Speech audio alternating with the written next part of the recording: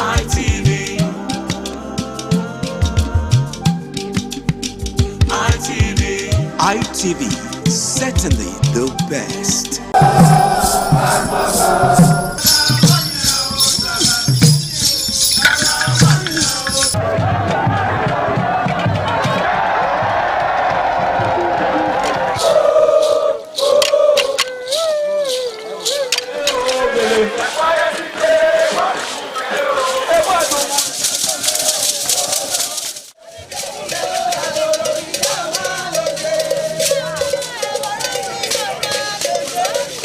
Ladies and gentlemen, what we are seeing on the stage is the Toro Doctor Christian Quebec.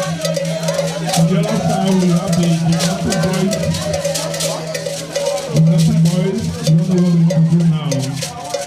We are bringing upstairs. We are at the first floor. We don't know what we are going to do with the second floor.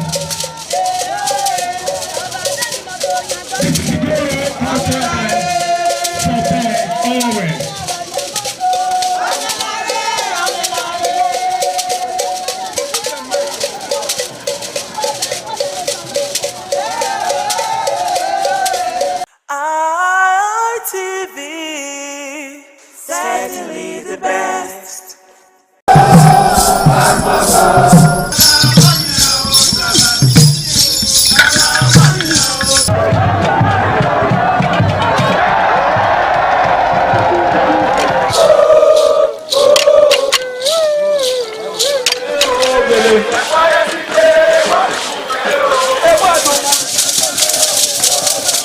This is Aqua Game, a popular game in Africa played by our ancestors to entertain themselves after each day of farming.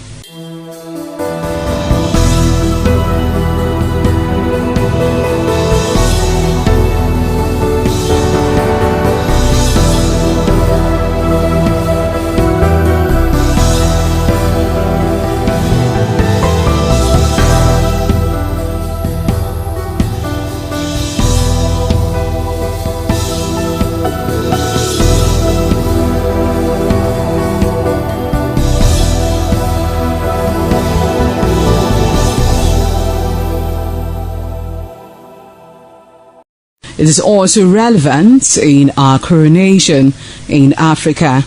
It is a sport and indeed very interesting, as every seed had a role in the game.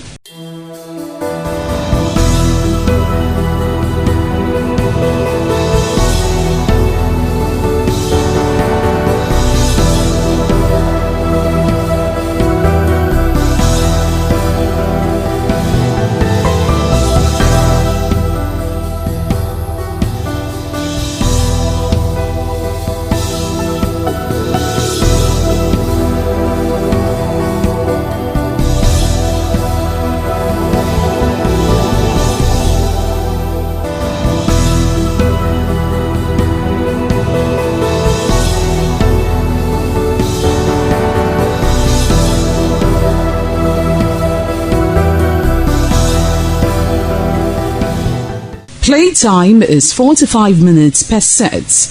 There is no age limit as long as you can spin Aqua seed. Ayo or Aqua Game, known as the game of intellectual. This game requires a lot of mathematical skills.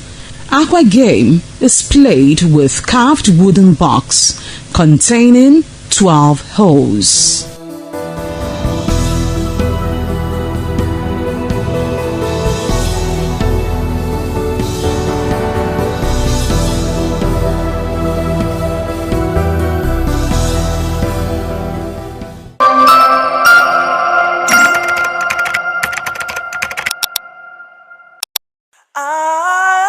ITV, certainly the best.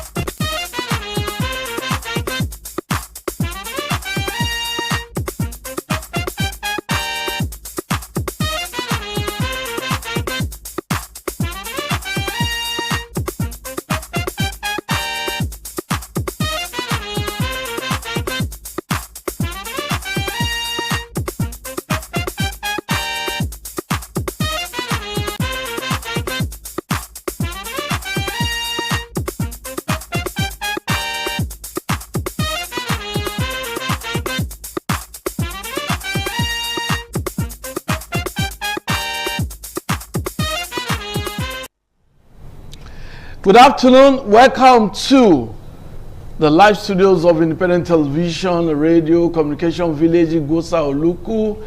It is 60 Minutes Nigeria. I'm your host, Egosa Agbonlao, and I have with me very distinguished personalities today because we're looking at something that has to do with the everyday life of a citizen of this wonderful country. We're looking at what transpired on Tuesday, 10th of February 2026. It has to do with the emergency sitting of the Senate regarding the Electoral Act. And we've seen the outcome of that, but the core part of discussion, which is generating reactions from the nooks and crannies of the country and from the diaspora, has to do with the transmission of results from the polling units, from the polling station during an election, the real time. We've seen that Senate has given INEC the powers to transmit in terms of the use of electronics and to also transmit manually, because they cited their reasons: lack of internet facility, lack of power, because we see a problem of power in Nigeria. Well, I won't do the talking, but that's the background. And I can assure you that Nigerians will continue to talk about it, because as we look forward to the 2027 election, where of course Mr. President and some governors will be elected, we might just be sitting on, I don't want to use the word gunpowder, but we should wait for litigations that will arise after the election. We have in the studio a very distinguished legal practitioner and professor of law, Professor Job Odion. Nice to have you with us today. Good afternoon. It's good to be here again. So you'll be giving us all the legal jargons and everything that has to do with the anticipated litigations from what has happened. Well, we also. Okay, we also have with us a very, very experienced, seasoned analyst and entrepreneur who knows the nitty-gritty. He's a man that always ensures that he casts his vote. He votes during the election, and he knows the significance of his vote. He knows the significance of the vote of the people. Join me, welcome Omorogbe Ainwafo. Nice to have you. Thank you very much, Rosa, for having me on your program this afternoon. And good afternoon, viewers. The program promises to be educative, enlightening, and of course gives room for discussion. We'll just get started with Professor Job Odion, your opening remarks. Because on Tuesday, all eyes on the screen, yes. Nigerians monitored the proceedings, yes. the plenary section, yes. that has to do with the amendment of the Electoral Act. Yes. Are you satisfied with the outcome? Well, is it the outcome of the protest or the outcome of the legislation? The legislation. I imagine it will be both. Yeah. Well, like I observed in the little interview I did with your station, yes. That very Tuesday, if I'm not mistaken. I think it's a win-win for everybody. I see it as a 50-50, margin of achievement. Okay. In terms of trying to get this real-time transmission, documented as it were, or being a piece of legislation. It's a 50-50. But I also want to say that the drama was really not necessary in the first place to me. Okay. It wasn't necessary, There are two things there are two sides to it. First, the issue of whether it is imperative now to have electronic transmission of results, or more or less electronic voting, e-voting, whether that is something we should have reached at this stage, 2026. But the other aspect is whether it's something you have to decree, like I said, by a piece of legislation. So those two aspects must be put together and put in the right perspectives. I think the whole razzmatazz about the days before Tuesday was the drama of put it in writing. You know, it was called Show Me the S. For those who play Scrabble will know Show Me the S. You know, because we have become a country of doubting Thomases. You know, the level of mistrust is so high. You know, that in Nigeria now I want to put everything in black and white. Show me the S. Show me the S. And because that Show Me the S is what gives rise to litigation, as you are anticipating. Although we don't hope so. Yeah. Otherwise, like I said on that TV program, like we said elsewhere before, those countries that we reference as haven't gone to the level of electronic transmission, or even to the level of e-voting, 80%, even 100%. Those countries didn't achieve that by a piece of legislation, by a commanding order of the letter of legislation. It's not true. Okay. Some of them evolve through conventions, and some of them evolve through the discretion given to the electoral umpires, electoral bodies.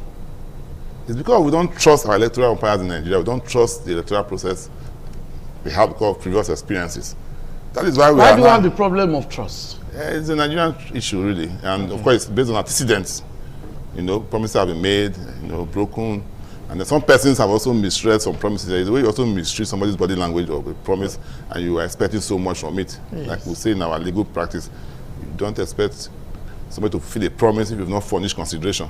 So Nigerians are a country where we keep hoping and expecting so much. At times, we expect the unexpected, and then we start assuming that we have been failed. And so that also goes to the issue of how we manage our emotions too in this country. Okay. Otherwise, if you let the electoral power do what needs to be done, like I observed, the law will create a platform for the decision to thrive. It's okay, electoral voting, electoral process, transmission of results. INEC should do that and that. But INEC has to involve its own bylaws, you know, its own regulations to determine when and how they can implement such laws or enforce such laws. Because INEC is an institution.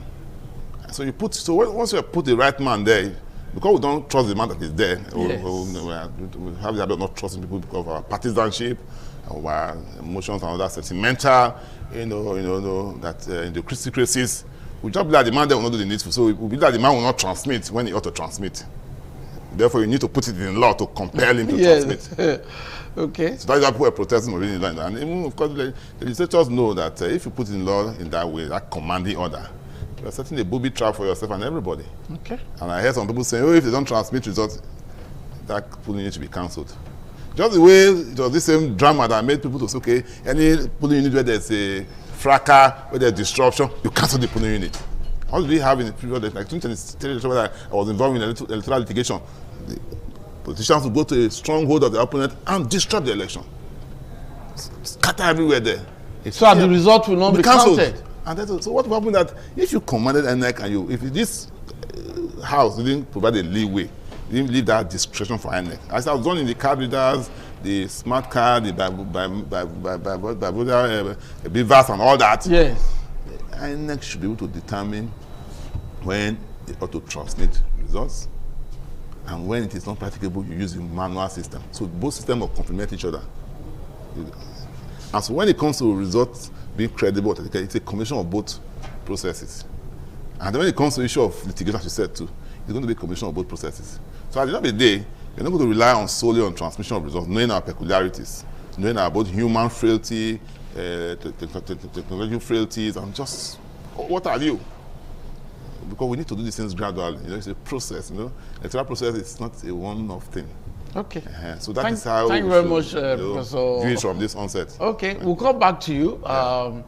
Your opening remarks seem to have really given the clear like a perspective. background. Yes. Okay, let's get somebody who is not a lawyer, but who knows the political intrigues that exist in Nigeria. Well, what's your opening remark to regarding what the Senate has done as regards the Electoral Act? Thank you once again. Okay. Personally, I don't see what has been done as extraordinary. Okay. It is supposed to be something they ought to have done, even without all the chariots, all the advertisement, all the protest and all. Like I always say, in this country, we should learn to do the right thing. Is it out of place for a senator or senators that we have elected to that exalted office to know what and what is actually good.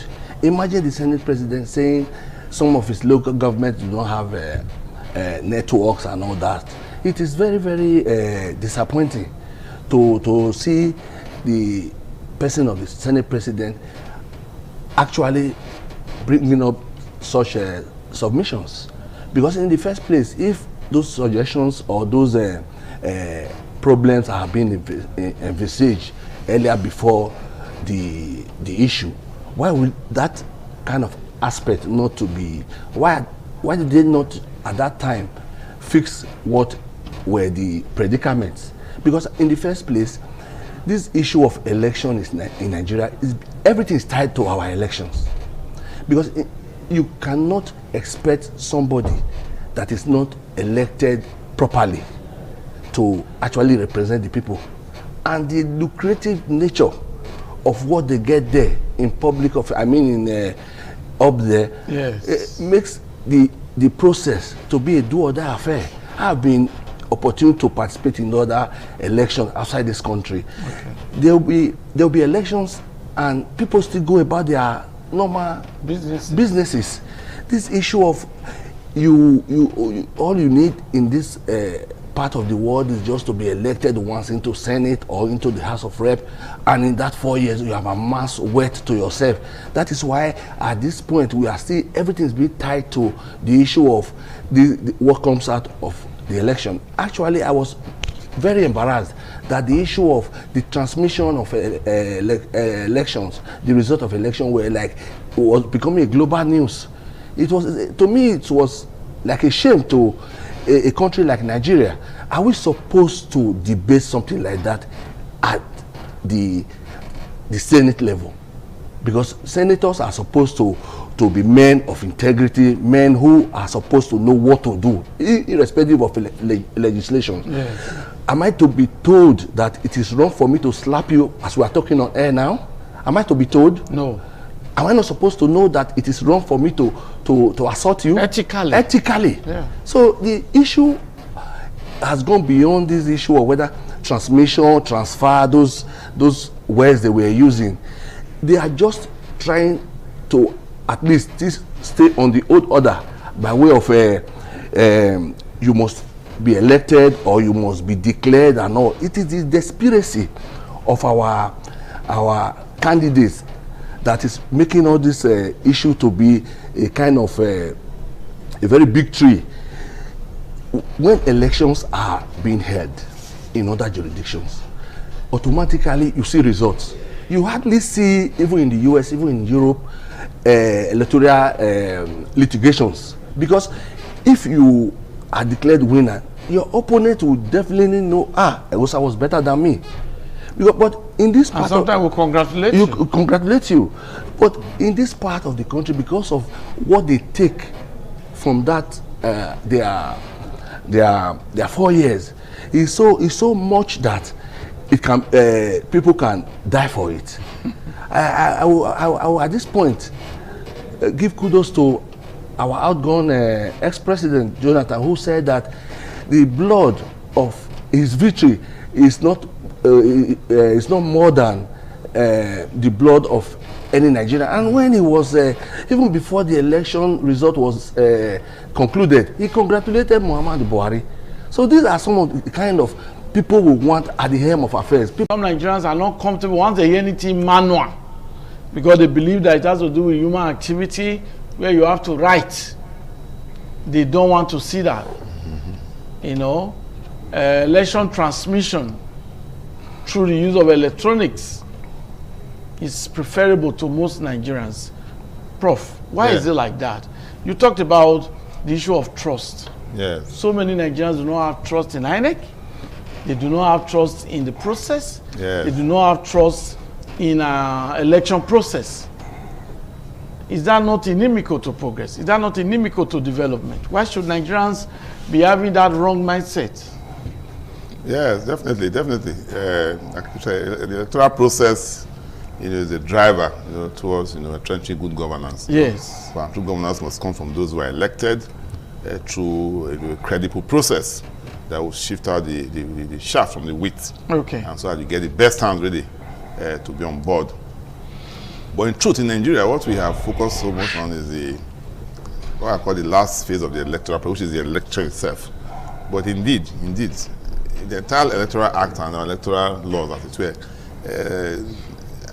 has been so skewed in a way that even from the party primaries, you don't even get the best at the time of election, really. Okay. You see it, you don't get the best at that time. So what we are left with are probably those that we can say, okay, they've gone through the mill, and therefore we can make do with this category of person who feel that prima facie are the best. So, but we also want that the electoral process itself at the last stage, manned by INEC, should also ensure that those who get into these offices are those who have secured our mandate, through the right process, which is get the plurality of votes, as the case may be in other elections. And of course, if it's the presidential election and other executive government, you get the majority of the vote, and of course the geographical spread, which means you are actually a man of the people. And this process itself is based on arithmetic, it's mathematical, it's a question of numbers. Okay. And so when we see that election is going on and the figures can be manipulated, people can be juggled and all that, but it happened, the time passed. And like I say everywhere without any form of trepidation, it is the template that was set since 1999 that has reached its crescendo now. And one of the dramatic person there in that template is our former president, Olusegun Obasanjo. He should be grieving where he is because he came up with the mantra of do or die. The president of this country, Commander-in-Chief, was campaigning and said, this election is a do or die affair. And so that is where we are today. Like, is it because of his military background? I don't know about that. He's only the first military person that has had cause to rule us. At least the other man was there for 8 years, our General Buhari. I didn't hear him say that, or something close to 8. And there are governors who also have military background too, that I'm aware of. And so, but the problem is that we have entrenched these other policies. We have entrenched this electoral fraud, manipulation. I was at UBTH fully unit 2007 to vote. One of the years I chose to vote in Benin, so I'm going to the village. And I witnessed thugs coming to steal our ballot papers. They moved away. And we lecturers then, and some of us who probably didn't believe that was the right thing, we said we're going to trace this thing to, and we'll trace to one of the party leaders then. Yes, at that time. After we said we were dispersed. I said, of course, I don't have any other stake beyond casting my vote, and I left. So what are we saying? So from the manual voting of ballot snatching, ballots, multiple thumb printing, manipulation of electoral results, the forming state and all that, and then the manipulation of the coalition itself, Nigerians have been to lose trust in the process because there's always manipulation everywhere. Thank you. That is just the truth. Thank you. Awanfo, that same question goes to you. So many Nigerians do not really have trust in the system, and that leads to voter apathy. Sometimes some people believe that even the outcome of election is not a true reflection of the will of the people. Is this not an anomaly in our electoral system? Yeah. You have said it all. It's an abnormal situation that we have found ourselves, because even from the process of registration of voters, if, for example, you call your neighbors and all that, there's registration going on around, the first thing they will say, will that my registration count? They will write it. So that's just the perception. That is the perception, and it is close to being the truth. I have been an opportunity to partake in some elections, and you need to see how things are just being done. It's just like a daylight robbery. You said it earlier. When we were growing up, we were seeing this issue of ballot box snatching, multiple thumb printing and all that. They've gone past that one now. The one they do now is just writing. Just write the result. The issue of having to have proof of ballot papers to be thumb printed, to be put in place and all that. They've gone past through that stage. And vote buying, you understand? Vote buying is just becoming too much, and our people are becoming aware of the situation. Look at what happened about this issue of e-transmission. You see, on Tuesday, was it on Monday or so, there was riot in Abuja. And protests. Protests. Yes. One was led by Obi, and one was led by former Rivers State Amechi, and the son. And I was very encouraged, because we used to see politicians who always gather people on the street to go on protests while their children are in Harvard University or in Oxford University. But thanks to the exemplary role played by Rotimi Amechi, and he was there. He even said it that because the young boy is a doctor, and he said that if there's any casualty, the son will assist. That is the kind of leadership we deserve in this country, because we cannot continue to remain like this. Also, let me tell you for free, with what is going on in Nigeria now, we have to be very, very careful about. We know this democracy of 1999, how we earned it. It was actually very difficult. We know we can, in retrospect, I think the army they overstayed. And yes, of course, to drive them away. You understand? We had a lot of people contributed by way of legislation, by way of protest, by way of even some ran away. International pressure too. International pressure and all that. At this point, we know how we end it, and now we are just joking with it as if it has nothing to do with our existence, or it must always go our way. But I want to remind Nigerians, one of the things that actually contributed to the first coup in this country was a situation like this. The January 1966 coup. A manipulation of results of election, corruption, and that is where we are today. I think we should learn from our past, because in the real sense, you actually will not meet a normal Nigerian. Now, when I mean a normal Nigerian, not partisan person, having this confidence. And the so-called partisan politicians, they are so confident, and they are so proud about this issue of fraud that is going on. Imagine somebody say, we know how we want to do them now. We know her now. 2027 is settled. Settled how? Is it not the will of the people? Is it not the vote? Are you not actually... That should count. You understand? How can you, for example, say 2027 at any level is settled? Some governors are talking about the issue of 2,000 votes, 3,000 votes and all that. This thing good governance is supposed to be the anchor point on the number of votes you are going to get. Not just saying it, I want to contest as a councillor in a local ward. I will get 1,000 votes. And at the end of the day, you see me fighting around Bobizwa Hotel. At United Junction, I'm always fighting but I'm telling you that I'll have 1,001 votes. So how do you marry that situation? That one has actually contributed to a situation we are now, that people don't have confidence. It takes a lot before we convince people now to say, go and register. Thank you. We'll come back to you, but that will be after this brief break. Okay. Always a delight, as usual, on the program. For those of you joining us, we are happy. And for those who joined us from the beginning of the program, spending 60 minutes with us is not taken for granted. We are discussing the powers, left at the disposal of INEC to determine which mode of election result transmission. Is it manually, or is it through electronics?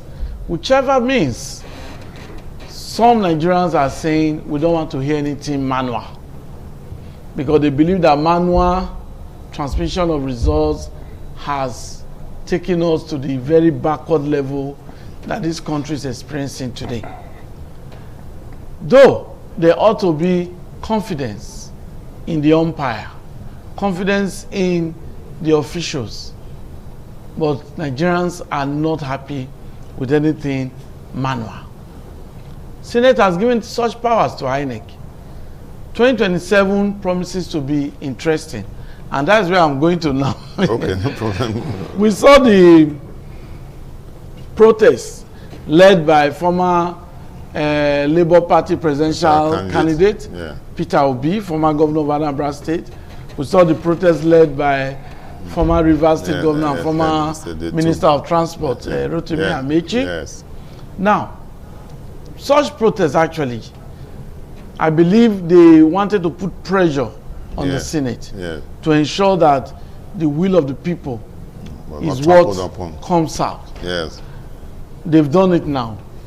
INEC has been given the powers, the discretion, manually. Though somebody has said that those beavers are coded, that you don't even need, well, I can't prove it here because I don't have an INEC official here. Yeah. But somebody has said that you don't even need internet, you don't need power, that the gadgets are coded. Yeah. It works with that. It even works with the. Once you send the result, it moves to the server. That's what the man said, but I don't know. I can't prove that. But don't you think there are going to be a lot of litigations in the 2027 election? Of course, we know that Mr. President will be seeking re-election. Yeah. Some governors will be seeking re-election or election.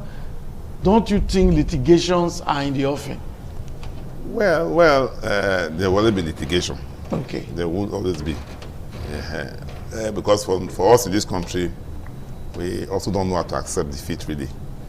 We don't know how to accept defeat. You know, we only look for one excuse or the other. Okay. I did an election petition, I defended one rather, where the person came third. And the margin of lead between the person that was declared winner and the person that came third is almost what we call cantab in table tennis those days. Sometimes if you play table tennis, those that played on soccer, we are not those people who were going to go. It's called cantab. And the man was still in court hoping. Maybe we wanted to replicate the Imo State, scenario.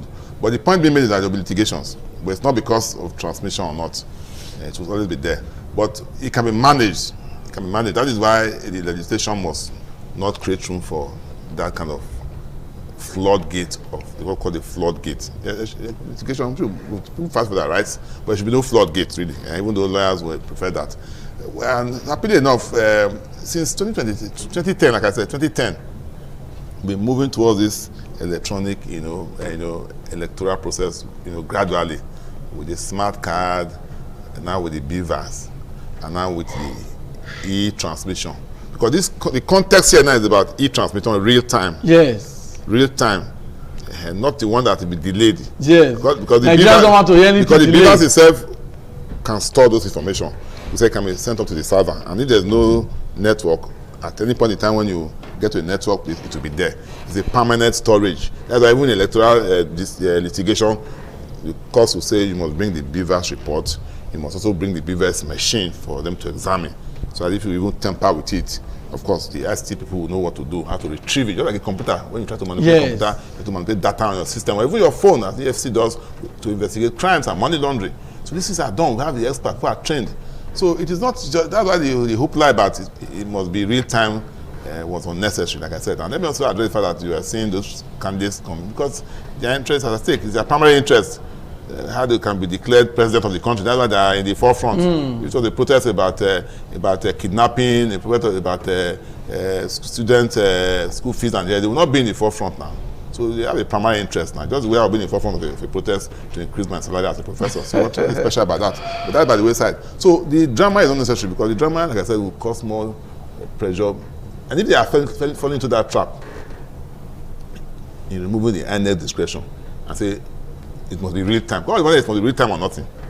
How is that possible? Real time or nothing means that anything of must send that result. Anything of sabotage in the polling unit, the result is gone. And we know that even the ICT, the developing Nigeria now, they must also determine the level of persons who are into this field, who are able to protect this system from hacking. How many ethical hackers we have in our Nigeria system that we trained? When the US could accuse Russia of manipulating their election, you think it was done through gunpowder? It was done through the internet. Through the internet. Through technology. So that is why it is dangerous to leave everything to the internet, the cyberspace. The cyberspace itself is very prone, it's more vulnerable than even the manual aspect. The manual, if you do it, at least you see the biro configuration, you see the mutilation, you know, so. And the polling unit agent, like they say, the polling unit agents are there. Let's even face the fact. The challenge for Nigeria election is not the transmission, it's the vote buying. Because the man who wants to win the place will still come and buy the vote, and it's the vote that he has bought that will be transmitted. Vote buying is a criminal offense which you cannot prove, except you prove beyond reasonable doubt. So you only push these people to say, okay, transmit, and then they will intensify their vote buying. But why don't you work on other areas, like I said, from the primaries, other available that can affect, that can taint that process? Then why we gradually move towards the e-transmission? Now we have a dual process. What it means is that, like I said, we use the reasonable smart test. The professor who is the INEC chairman is a man who is lettered enough to know what to do. So we want to let us stress his judgment. Let us just assume because Professor Mahmoud, rightly or wrongly, people feel he said he failed, he deceived Nigerians. Let's also give time. Let's be there as a professor of law, because my colleague anyway, my senior colleague, but I want to assume that he will not go that route. Yeah. So he knows that if you, like a place in Benin, for example, Metropolis, how would you say you cannot transmit results? That one, if you go to court and say you didn't transmit results, of course that will put a question on those results. If you use manual or true. But if you go to a remote village, where some villages in don't know, they don't have light for the past 5 years.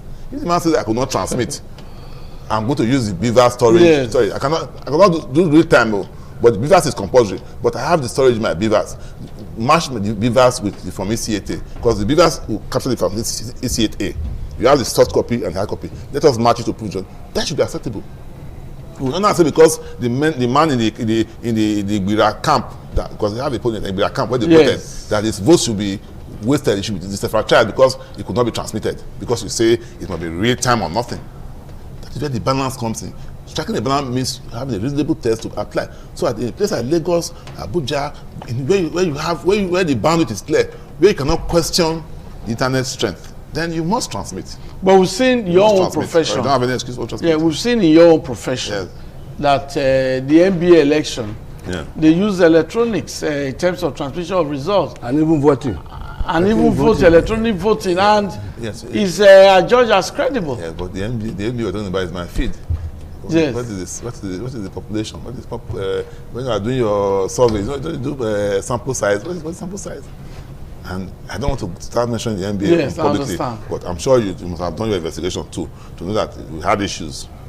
Okay, let's go to yes. I want to just borrow from where he stopped. Actually, there's no process that is perfect, but to some extent there should be some credibility. Yeah, definitely. Not an issue of from the beginning it's all done. I think one election they did last year in Uniben. Okay, our council election. Yes, I monitored it too, and it was done electronically. Yes. Irrespective of the fact that we're doing e-voting. You understand? It is possible. It's possible. So we over push these challenges too much, as if we cannot overcome it. Because the way technology is in the world now is just for you to copy what is tenable in another environment. If India can have an election of a population of 1 billion, no, after the election, no litigation. It might not be a perfect election anyway, but generally accepted. So you cannot compare or say because one local government or one locality somewhere in Rivers State or somewhere in Gombe has no network, it should be an issue of the Senate. When they want to transfer money to their girlfriends on a private jet, there will be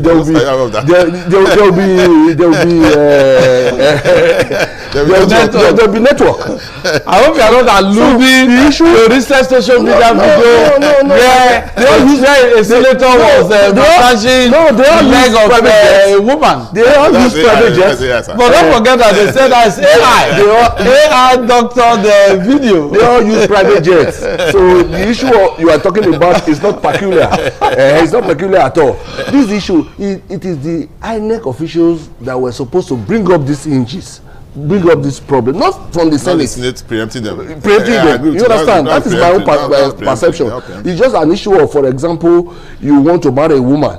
The woman will not ask you, will be a husband.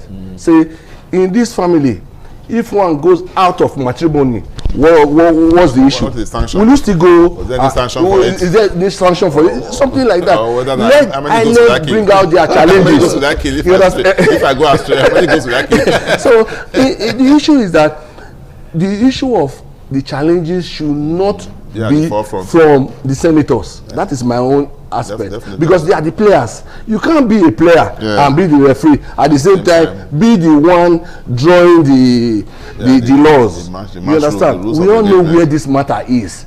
Is this issue of, you said just now that even while they tamper with results, you see the mutilation and all that. They don't do that again. No. What they do, they bring their write-up from home, well typed. Clean result. And clean result.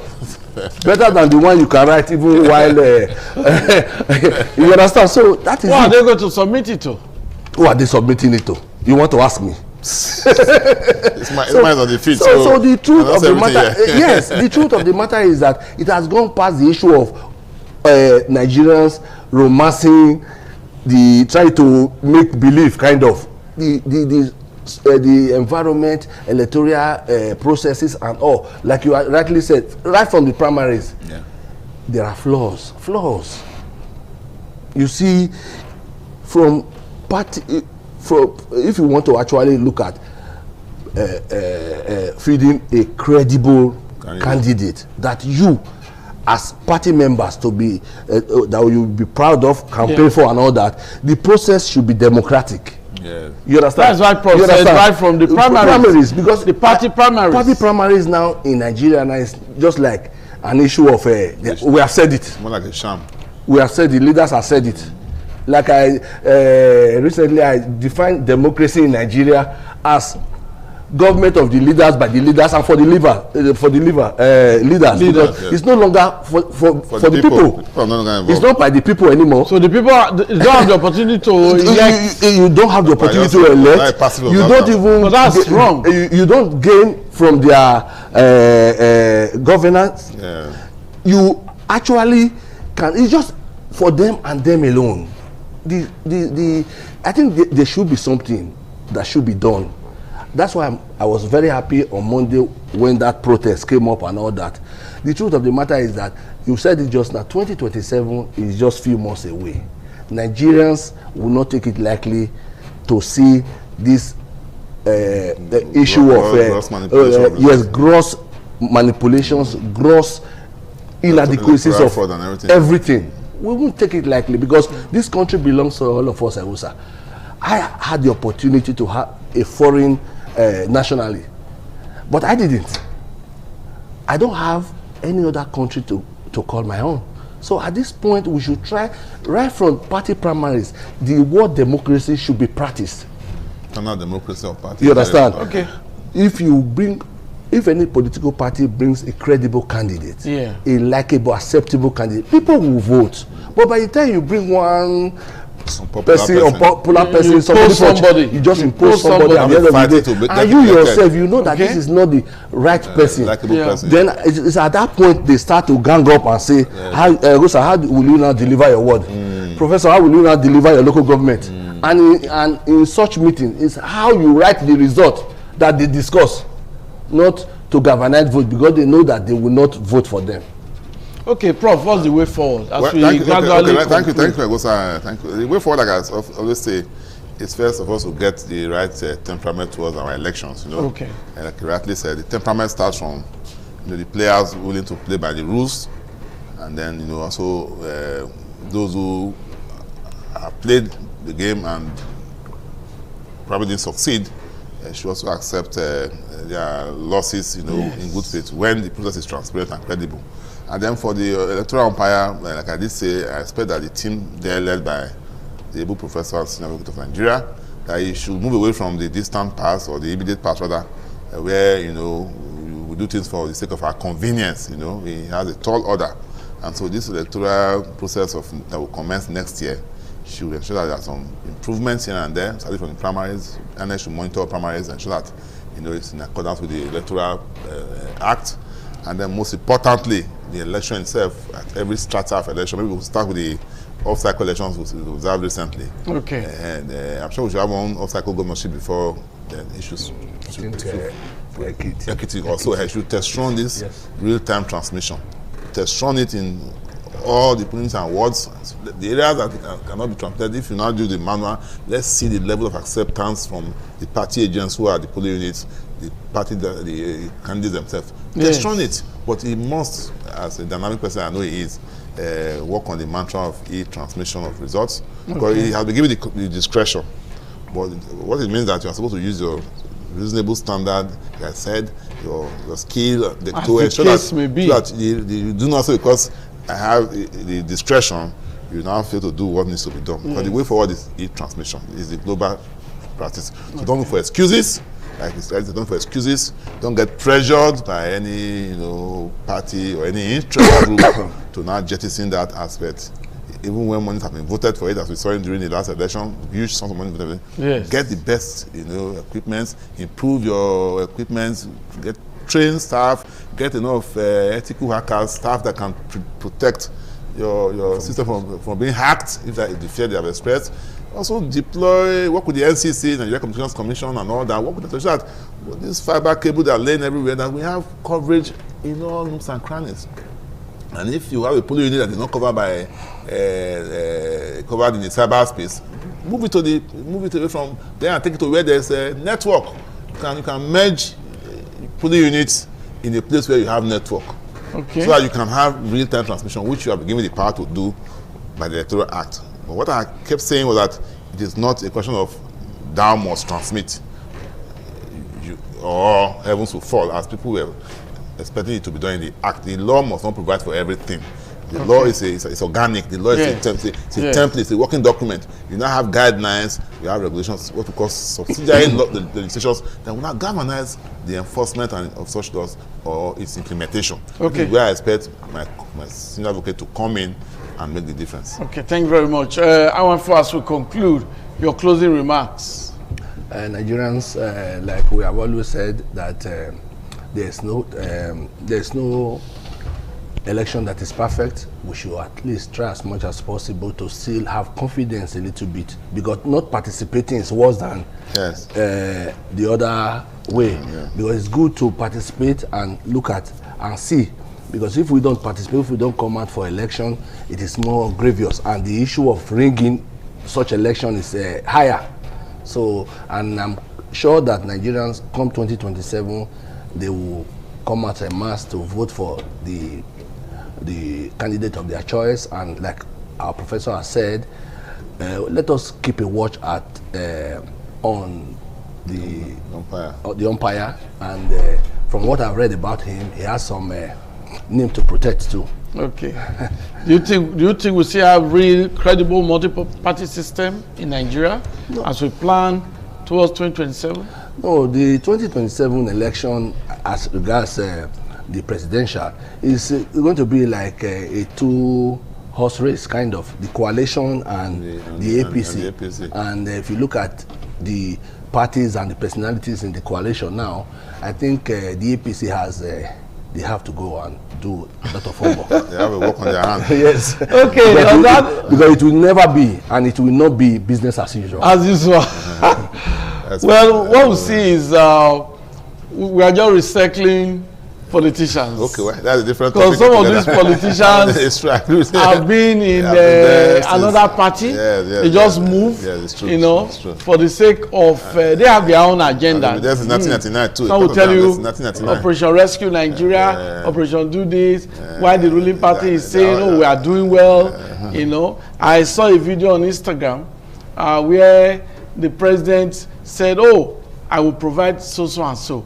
If I don't provide so and so, you know what to do. Things like that. People are recalling all these things. So I know that it's also a way to ginger Mr. President to say you can do better. Yeah, it should. You can. This is not a place to campaign, but we want a better Nigeria. We want better welfare for Nigerians. I believe that some persons like Professor Joe John may have enjoyed what I'm about to say now, that many years ago when you graduate, they call you and say, which car do you want to drive? Did you enjoy that? Certainly not. We had that happen in Nigeria. We had that happen in the 70s. Yeah, in the 70s. I left school in the 90s. So, you know, that they will call you and so, congratulations, you graduated. You choose your job. Which car do you want to drive? You have different we offers. look forward to that again. We also know that so many years ago, University of Benin and federal universities had catering department. Yeah, meal tickets, free tickets. Where students are given tickets, they go there, they present their ticket and they are served. And the first riot in the UI, one of the riots in the UI was because they stopped giving them full chicken.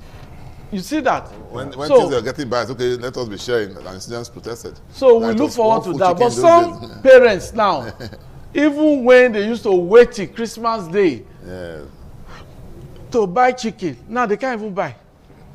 It's as bad as that. But the government has promised to fix all economic woes. We look forward to that. On that note, I thank my guests for being a part of the program. And the viewers, thank you for being a part of 60 Minutes Nigeria, this week's edition. By the grace of God, next week, we'll be looking at another topic. Do have a wonderful weekend. Bye-bye.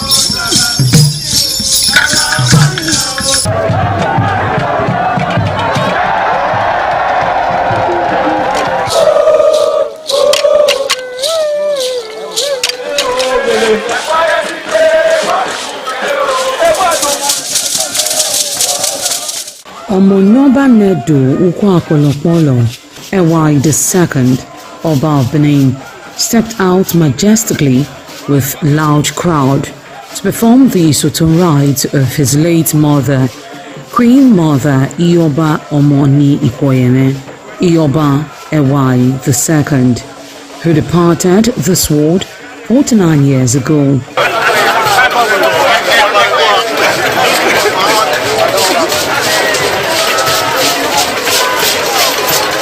Isoton is a traditional rite of the procession in memory of the departed person's spirit in Benin Kingdom. It is usually heralded by public display of the departed person's influence during their sojourn on earth.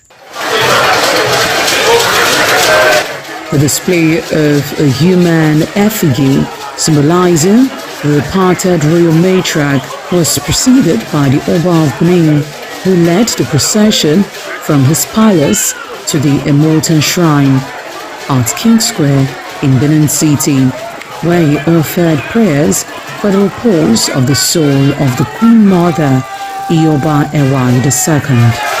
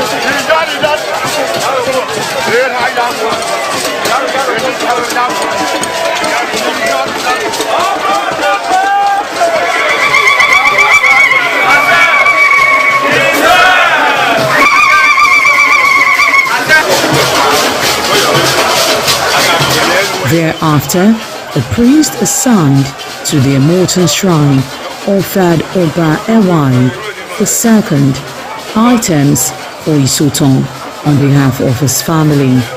However, chalk, known as Uri, represented a mixture from royal fans after ancestral spirits were invoked to bear witness and announce his arrival. On his way home, Oba Ewai paid tributes at various pilgrimage sites, including Queen Idia Tomb, beside Oba Market, where a cheerful crowd of traders abandoned their wares to catch a glimpse of the royal personage and join in the celebration.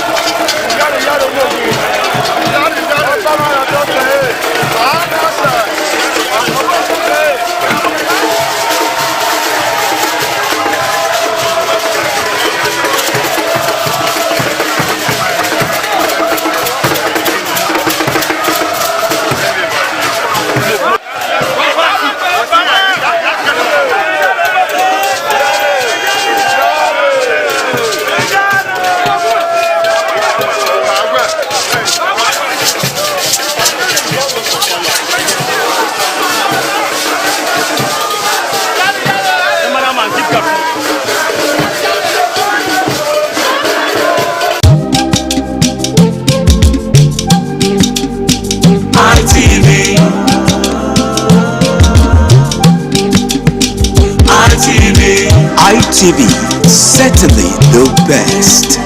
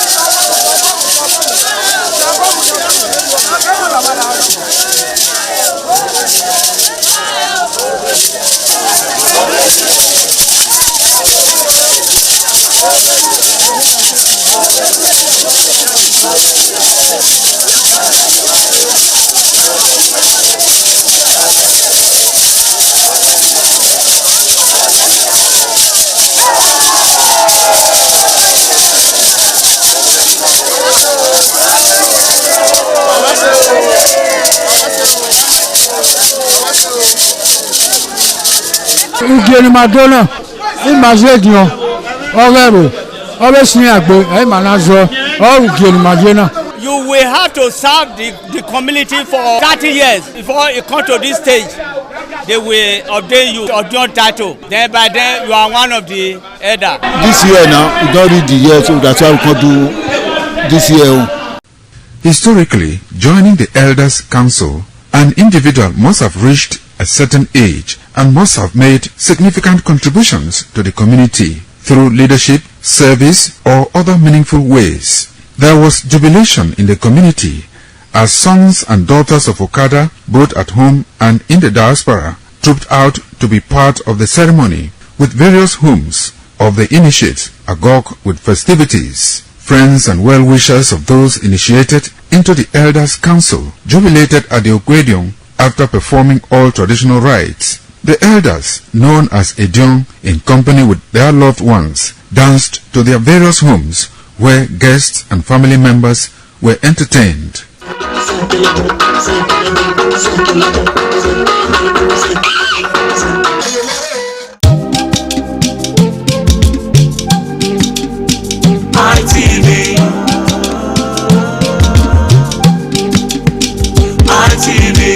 ITV, certainly the best. This is ITV. Certainly the best.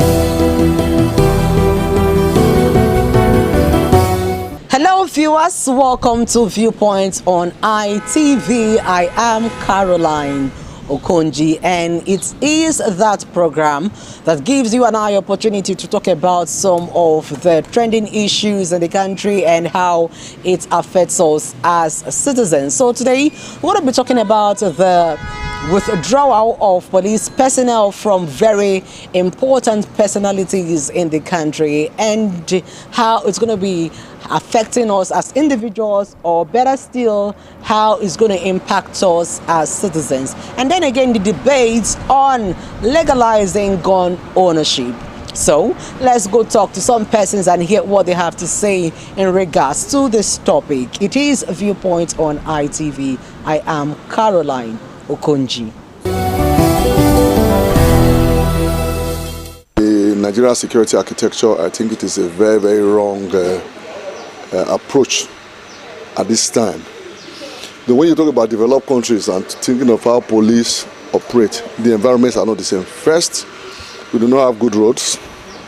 That when you call for police in an emergency response, if it's like in the developed countries, you see police appearing within minutes. You hear of cases of assassinations in places like America. It's only a matter of days they will find the killers of those people. Those are not the situations in Nigeria. People kidnap people in their houses, people kill people on the way, they don't even know who the killers are. The only thing too that also makes some of these people not to be on the road is the simple reason that when they know that there are escorts following some VIPs and some people on the way, they know that it's possible that at some point they will see unexpected police presence. But when they now get to the point where they now say, no, they cannot go with police and then the road is free and all that, you are only inviting terror back to us. If I'm traveling on the way and I know I'm licensed to have a gun in my car, some other persons are coming, and maybe we run into hoodlums, and they know that out of these 20 cars, there's a likelihood that 15 to 16 have arms in them. That will also create that sense of security for the people that are involved.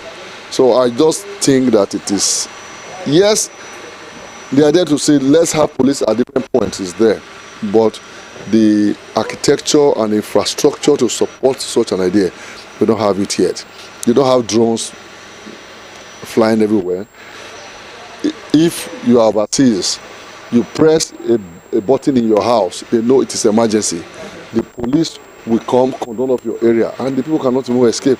The police right now, as they are, first, there are no vehicles, they are not well equipped, so how do you even do it? I think that the decision by Mr. President need to be reviewed.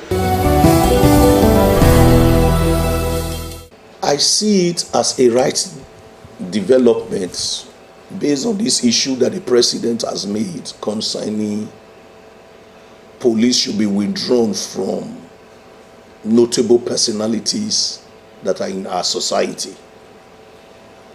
You discover that for the police to be able to combat insecurity, we have less police in the society.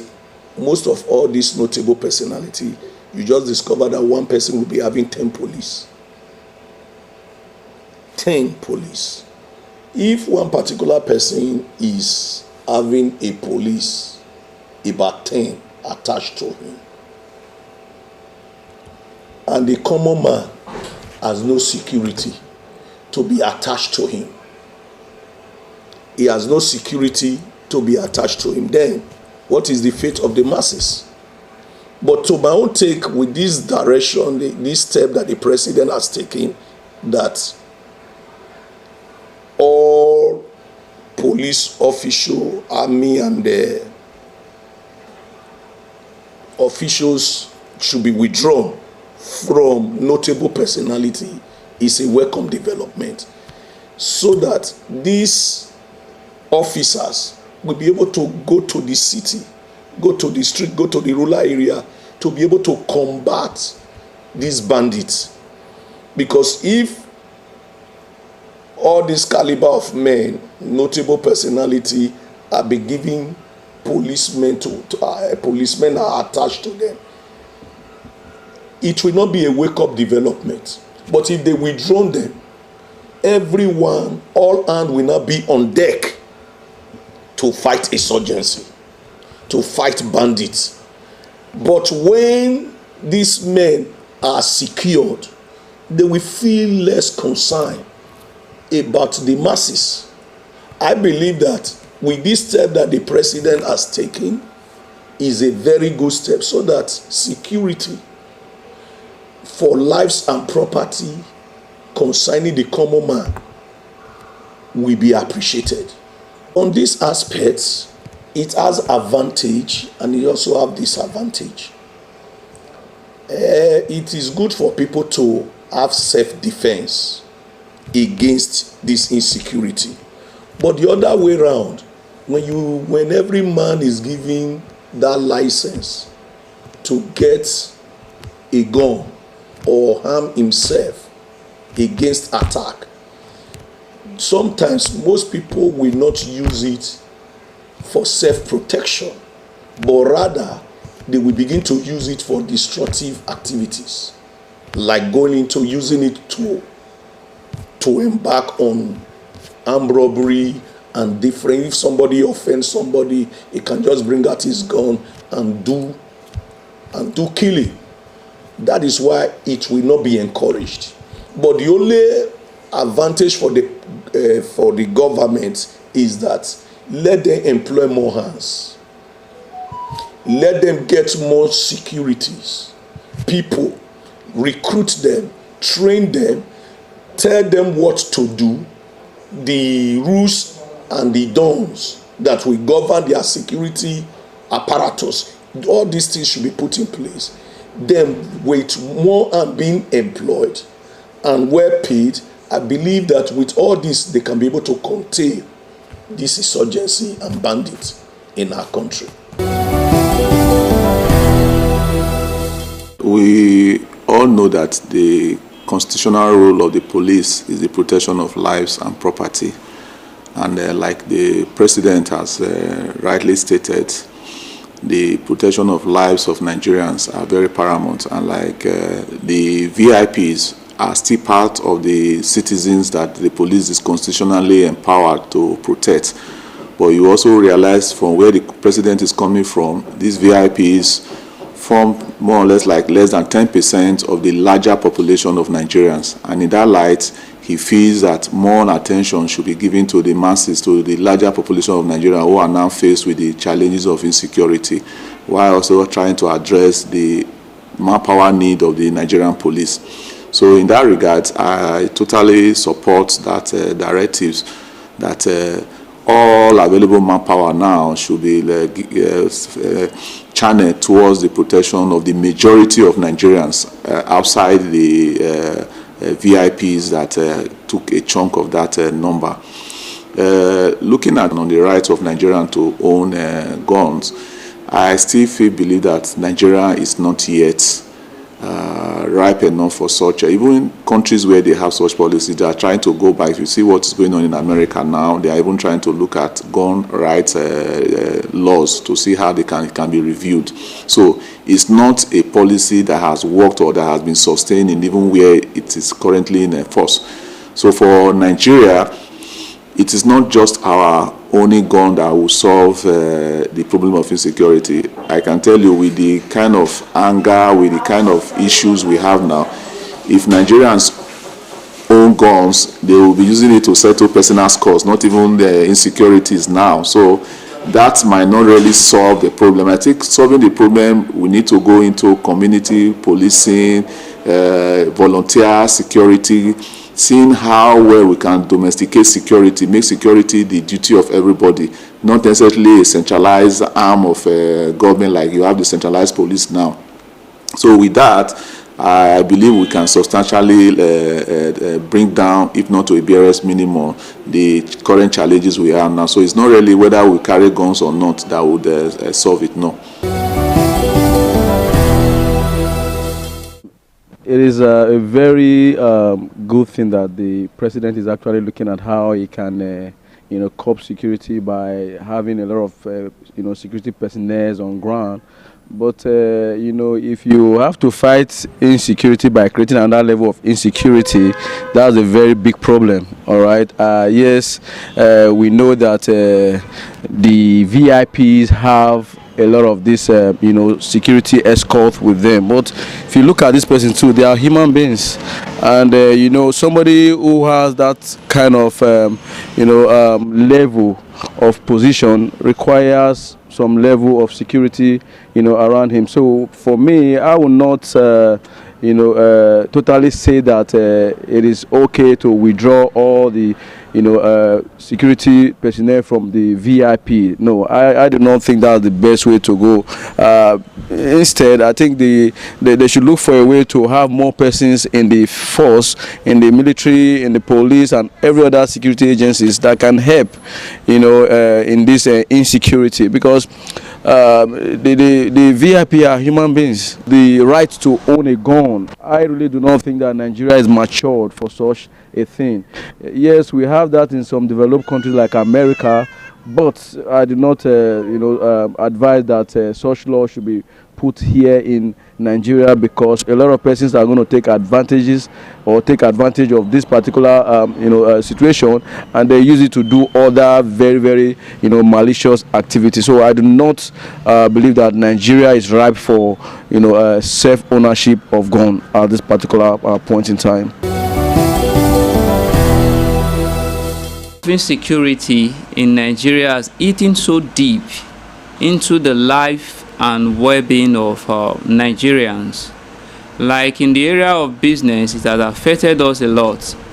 Like, for example, those our mothers who travel to village markets in this season of December, where they travel to buy plantain, yams, and others. We see many of them were unable to do this because of the insecurity, and that has also affected their own family, because they will not be able to provide for them because they were unable to do their business the way it ought to be. Like those of us in the real estate sectors, I think it affected us the more, because this is one of the most funny December I've ever experienced, whereby our brothers and sisters in diaspora, they are scared to return home to celebrate with us. And after they have saved this money, and they buy property at the end of the year, so that at least they will not count on one thing that they have achieved. But this time, many of them, they give up. Instead of coming to Edo State or or Nigeria to buy property, you will hear them saying that they want to go to places like Singapore, places like Spain. They will tell you the money they will use to buy property in Abuja, like maybe 350 million, 150 million, 200 million, is enough for them to get property in Spain. And that property in Spain will give them high return of investment than the property in Nigeria. And another thing that affected those in diaspora and the VIPs, let me use that word, very important personalities in our country, is the new law that has been passed by the president, that police personnel should be withdrawn from this set of persons. And you know, the current situation of insecurity in Nigeria, so these persons, they will not be free to come in, because it's as if them coming in, they have signed their death sentence because the security is a threat to them. And at the same time, the police personnel that would have been of assistance to them to guide them is being withdrawn. So it's just as if they want to jump into a hot fry pan. So these ones is what stopped them from not coming to Nigeria, and it affected our business a lot. So those persons we are all to care for, these things restrict us to do a lot for our loved ones, because if you don't sell property to get money, so there's no way you are going to spend money. So if you check, though we are having traffic and all these around, but the truth is that the well-being, the lifestyle of these our citizens is being compromised, because insecurity has cost them a lot. If the guns is being legalized to every citizen, it's going to cause more havoc at this initial stage. So I believe instead of legalizing gun to individuals, let's recruit more local security personnel that understand this terrain of this environment, because a stranger will not know my community more than me. So if they empower these personnel, give them good sophisticated weapon that they can use to withstand these perpetrators, the criminals, it will be able to at least help us a lot. So owning a gun or legalizing gun to Nigerians, you know, Africans, there's a way we think. Even some of the trained policemen that they are handling weapons, we see what happens after some of them have taken what they are not supposed to take. After when their adrenaline get high, when they are angry, we see how they misuse the gun. So now legalizing gun for a trained person, a civilian, is going to cause more havoc and disaster to us. So I'm not in support of that. While the opinions of our respondent varies, and some are saying that the statement by the president to withdraw police personnel from VIPs in the country in order to combat crime, some are also saying that it is not a welcome development. But in all of this, the security of citizens and properties should be a priority. That is what people are clamoring for, and it is something that should be done in order for lives and property of citizens to be secured and for security to be guaranteed. It is Viewpoint on ITV. I am Caroline Okonji. Many thanks for watching.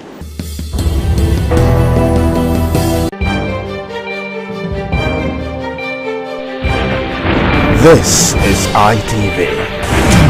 Certainly the best.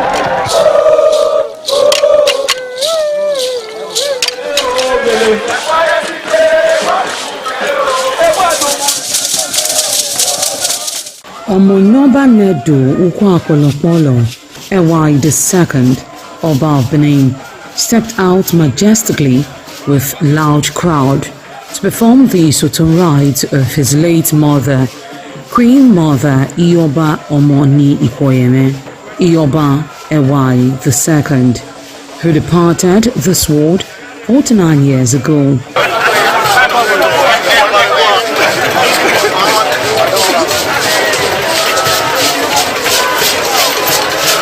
Isoton is a traditional rite of the procession in memory of the departed person's spirit in Benin Kingdom. It is usually heralded by public display of the departed person's influence during their sojourn on earth.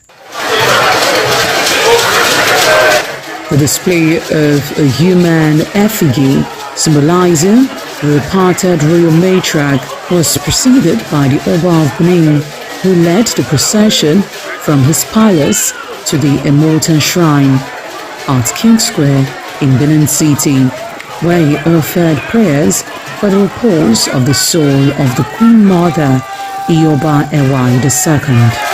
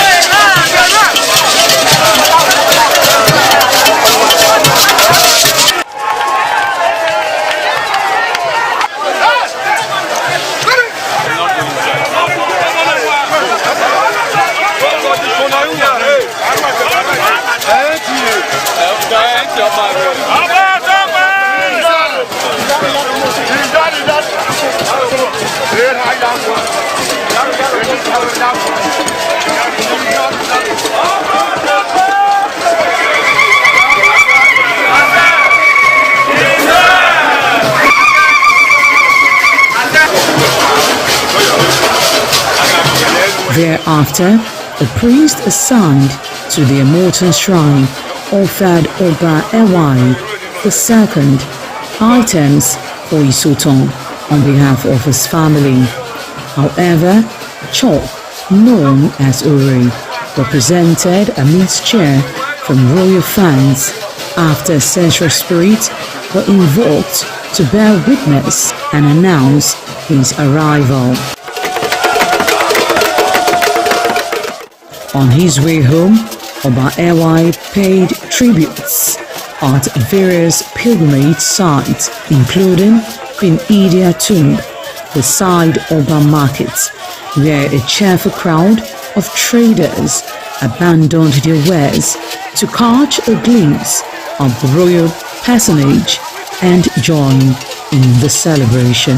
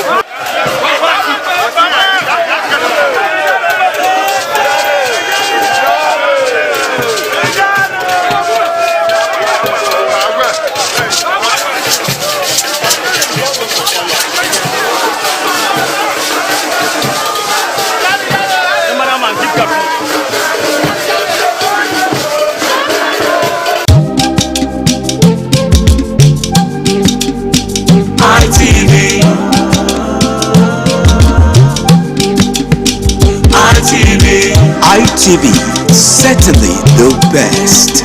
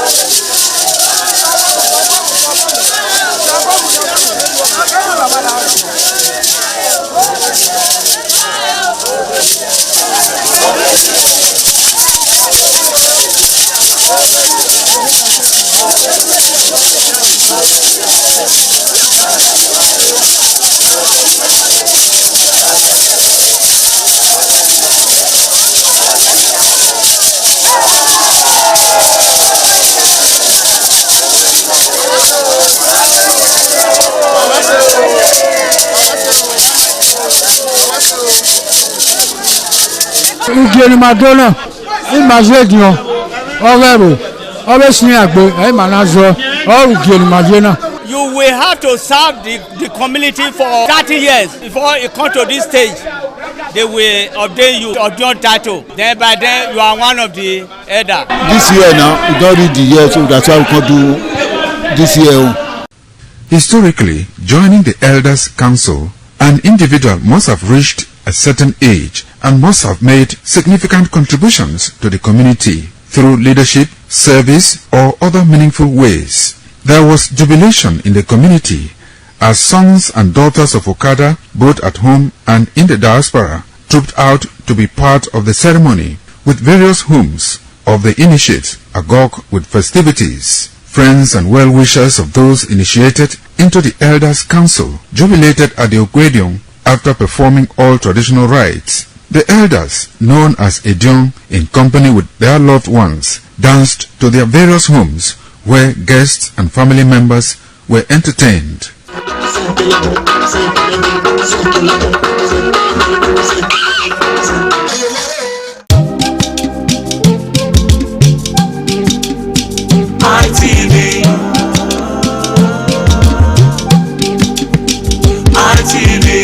ITV, certainly the best.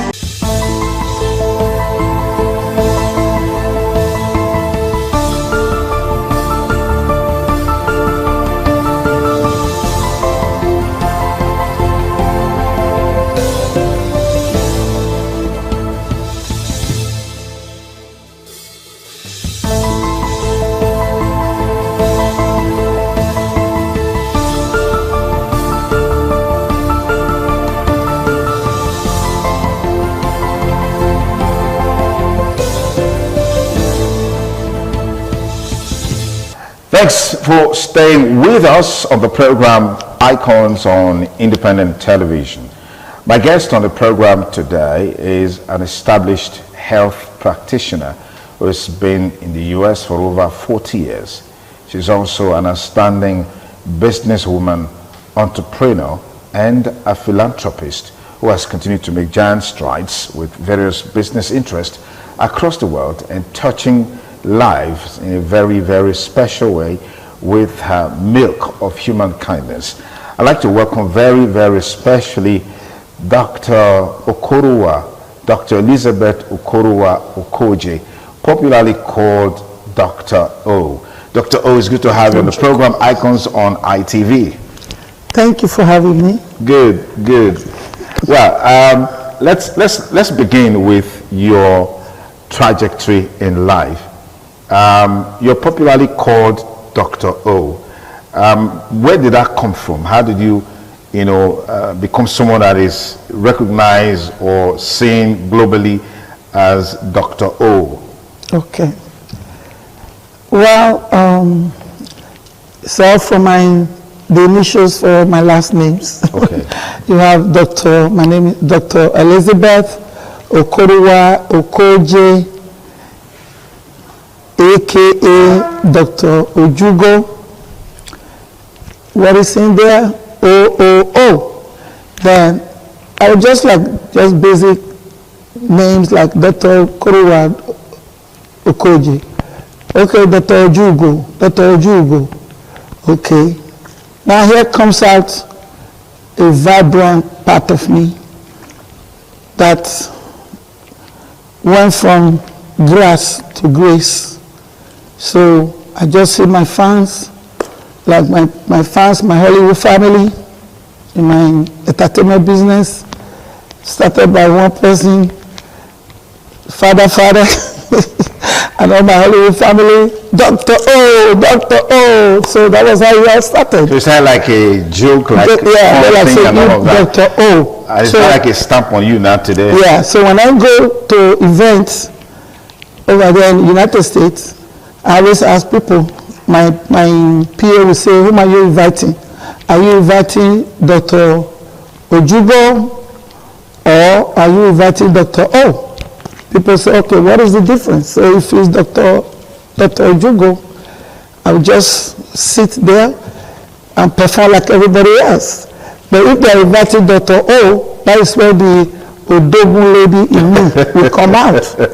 Where you see, I will really declare the floor why they Dr. O. Yeah. So that is it. All right. Doing great things. All right. Let me ask you this question, which is one of the curtain raiser questions that we have for this program. Talk to us about your growing up. I know you were not born in, I don't know, maybe you were born in with golden spoon in your mouth or a diamond spoon in your mouth. What was it like growing up? What's your trajectory like? Well, growing up as a little girl in the village, Irua, Osugbenu, Irua, in Edo State, my parents, Prince Peter Okoje and his queen, Obidu Okorowa. I grew up as a child that has always been out there. A child that sees something that everybody match, they pass it, but a child that will go there and pick it up and say, oh, this thing is valuable. I grew up as a child that want people to see me. People will be going to the farm. I will tell them, no, don't go. You have to watch me dance first. So I will dance for them before I allow them to go to the farm. And I'm the child, anyone that needs help in my village, I will say, okay, you want water? You want, what do you want me to do? You want me to help you clear the bush? Or you want me to help you cook? You want me to help you pound the yam? People say water.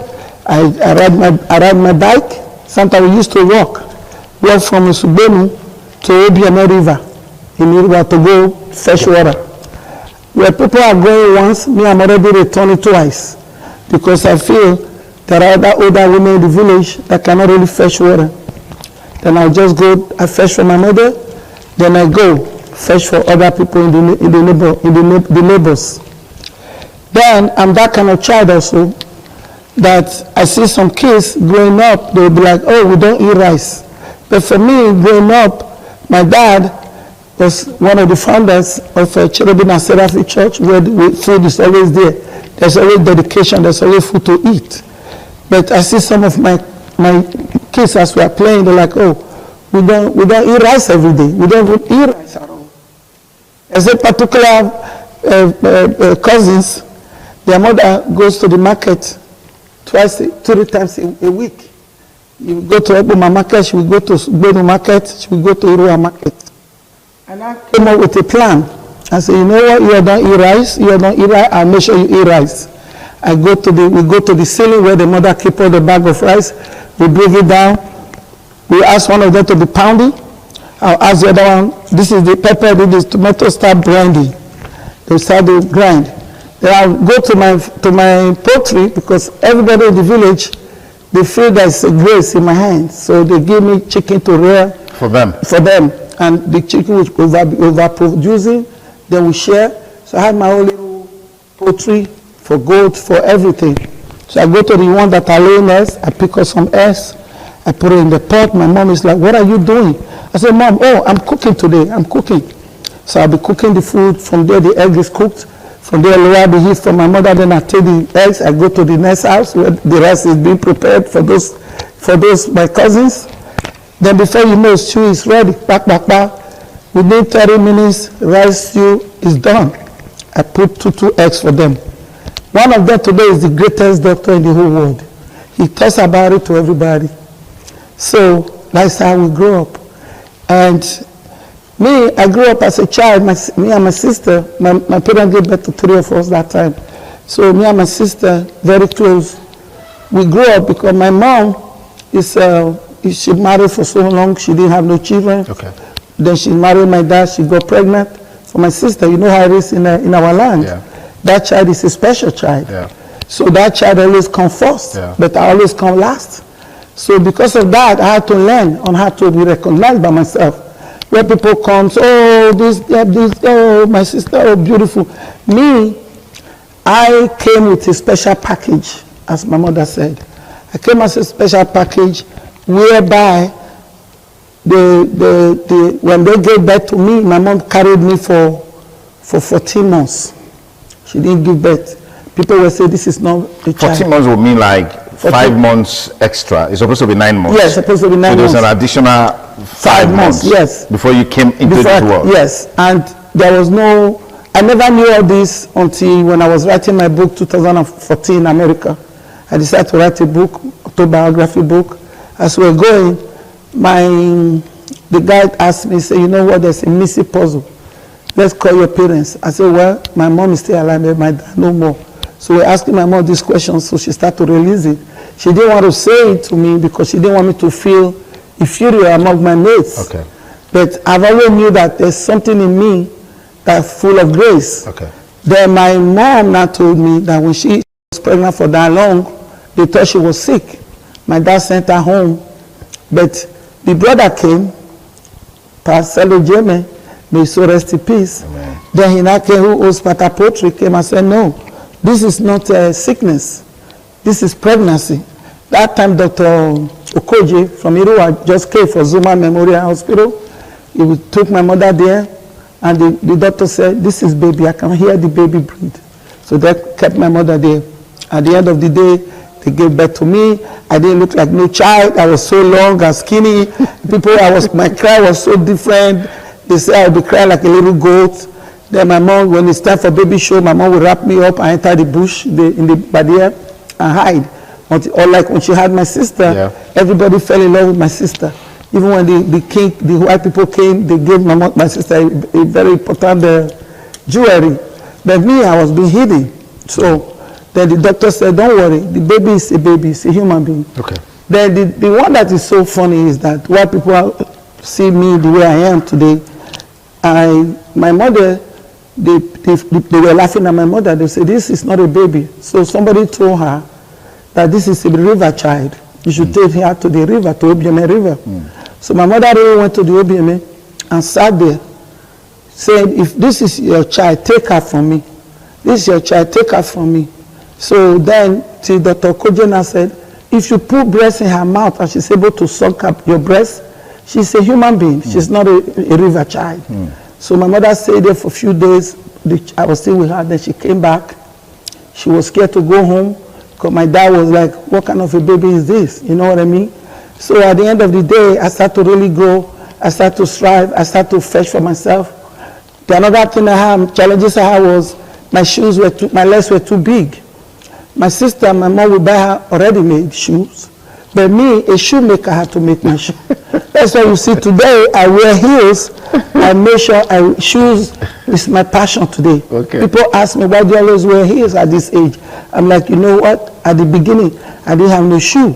So I would be the only one wearing shoemaker shoes. So as we grow up in the village, as people start to notice, friends start to laugh at me at school. And I say, you know, I came up with an idea. I said, hey, everybody, Christmas was coming.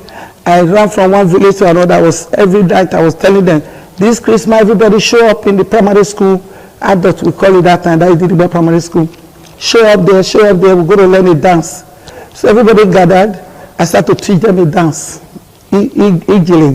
So we start to dance. I said, this Christmas, we're not wearing no shoes.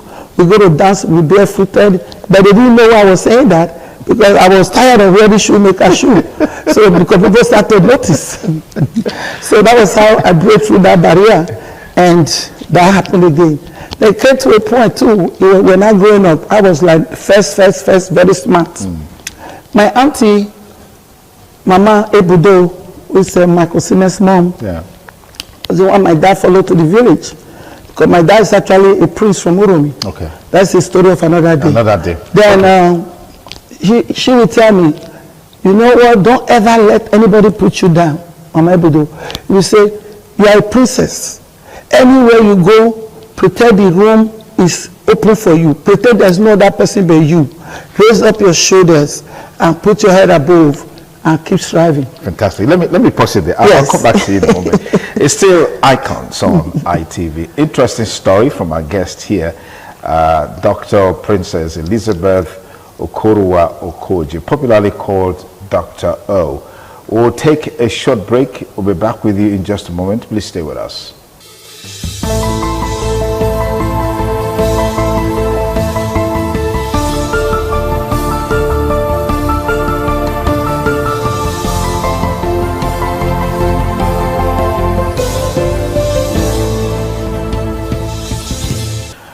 Many thanks again for staying with us on Icons. Dr. O is still with me on this week's edition of the program. Dr. O, many thanks again for coming.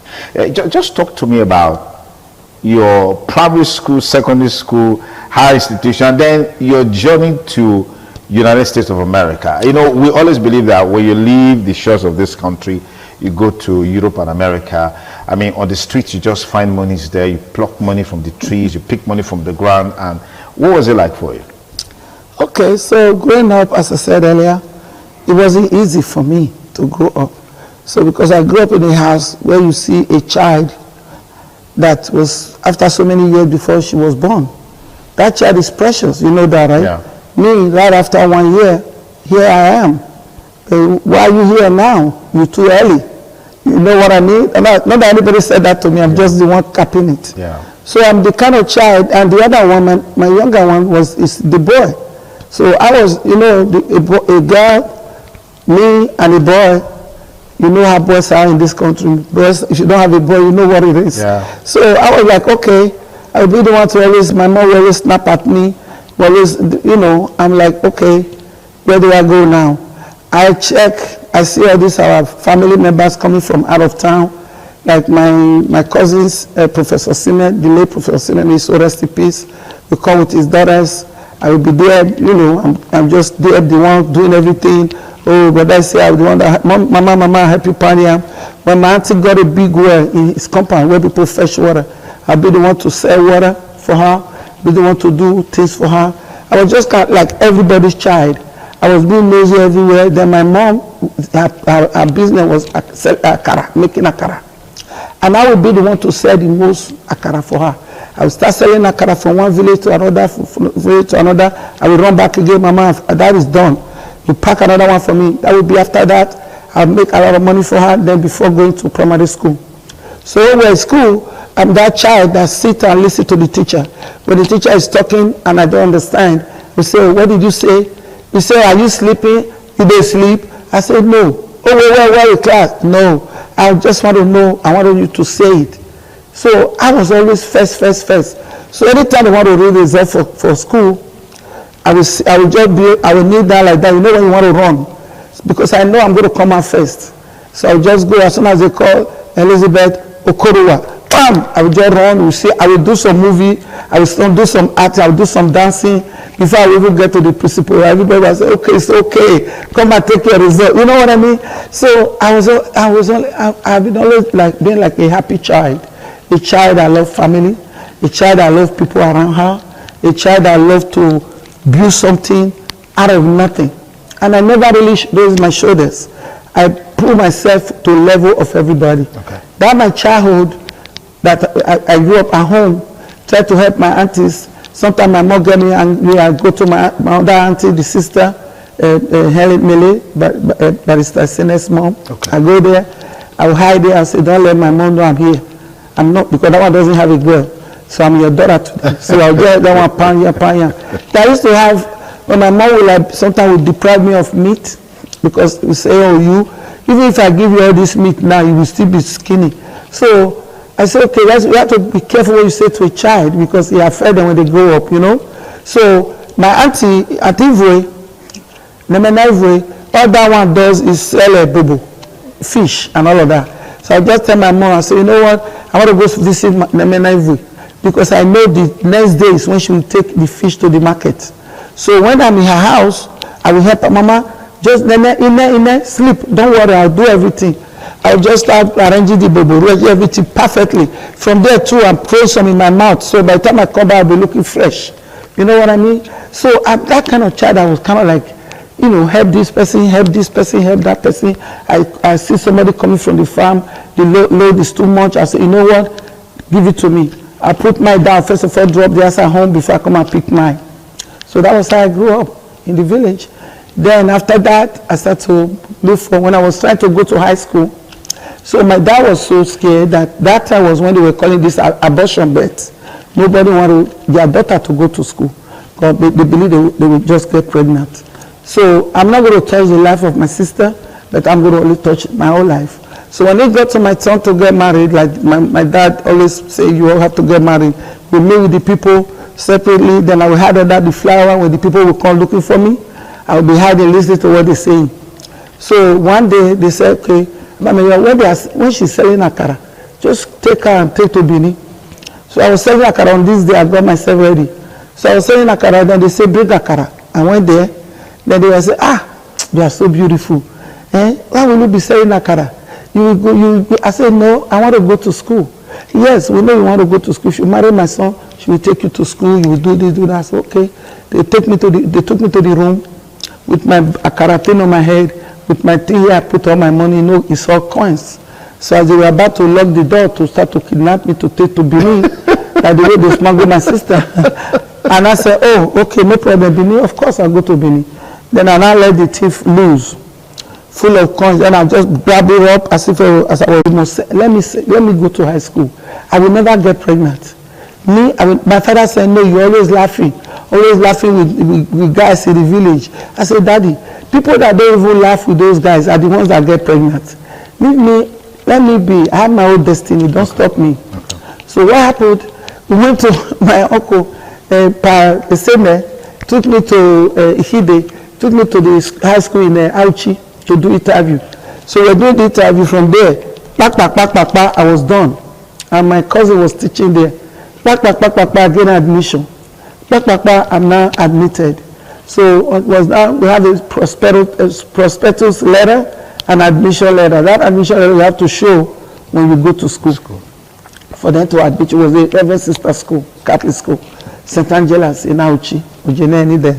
So then my dad now called me, said, I've been seeing you moving, where are you going? I said, Baba, I want to tell you, I've got admission to high school. So that's when you went to high school? Yes. So he didn't know? No. But you later told him? No, I said, Baba, I got admission to high school. He said, really? So the real letter that I need to show for me to be able to enter the high school, I want to give it to my auntie, Mama Ibudo. I want to give it to my auntie to keep. I said, I have a feeling that my dad will do something to that letter. I've always had this situation, like God will give me, I will just like be feeling things and God will just show me what to do, something that might happen. Then I now took that prosperous letter to buy things. I was buying everything already. We put them in my auntie's house. I gave that letter to my dad. My dad said, it's me you want to disgrace. We don't hammer, we don't work. Oh, you know that this gave many pastors, many apostles. My father took that letter and turned it. Say, you're not going to the school. I said, I'm going to school. That's the real letter. Boom, I ran away. Then the day I was going to go, the car picked me from my auntie's house. Then one of my aunties that died, Miss so rest in peace, followed me to Auchi to take me to school. Then meanwhile, I was so young then, about 13, 14. Then I now went to high school. Then I was there. The students, everybody were now doing too much work, and I'm so smart. I fell in love with the Reverend Sisters, and I told them. So it was a Catholic school? Yeah, Catholic girls' school. Catholic girls' school in Auchi. Yes. What's the name of the school? St. Angela's Girls' Grammar School. Oh, fantastic. Yes. Dr. O, thank you so much for coming on the program. No Thank problem. you. You're welcome. That's our package for this week of the program Icons on Independent Television. Hope you had a great time with us. Be sure to join us same time, same station next week. We'll bring you another segment of the program. Till then, stay blessed and bye for now.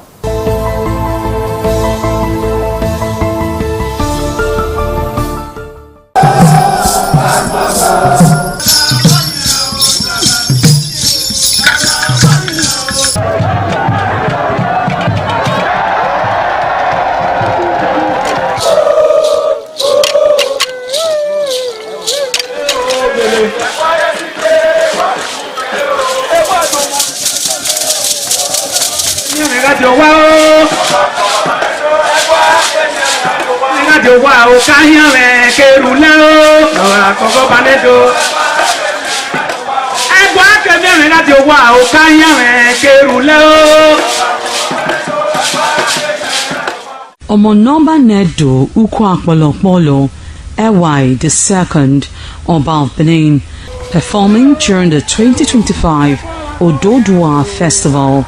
Ododua Festival is unique as it was organized in honor of Ioba Omoni Hwoyeme, Ioba Ewai II, as part of activities for her burial rites.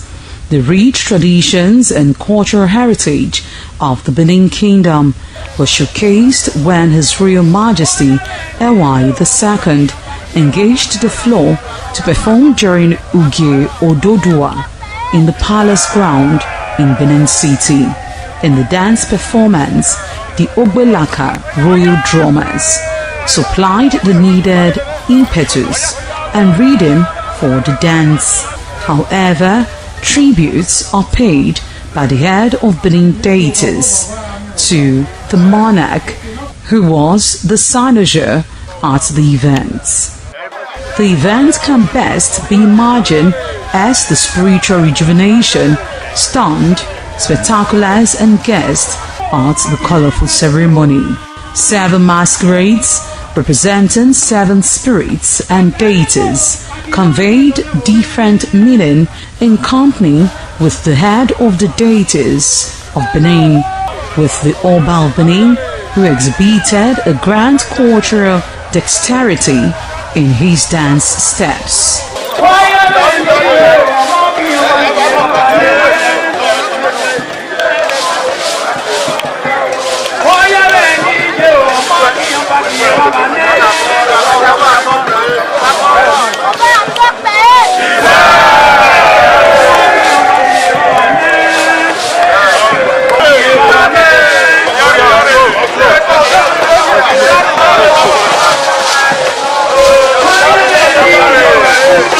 Yeah.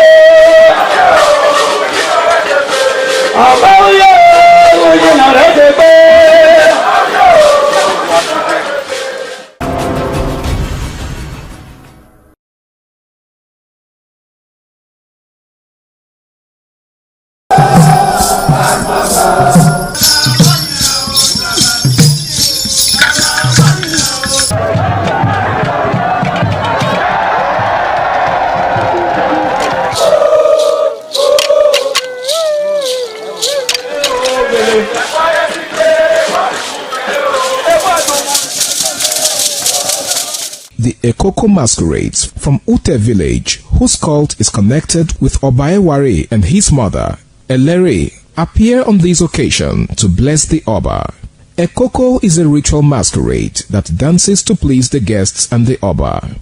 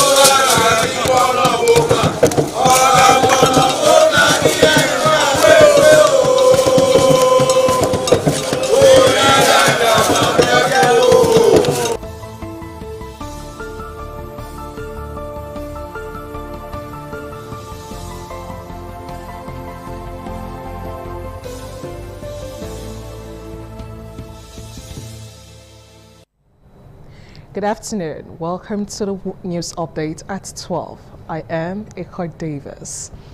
Edo State government has handed a 7-day ultimatum to 3 community youth leaders, also known as Okaigiles, to appear before the Special Security Squad codenamed Operation Flowshout Cultists and Kidnappers over the recent resurgence of cult-related activities in Benin City.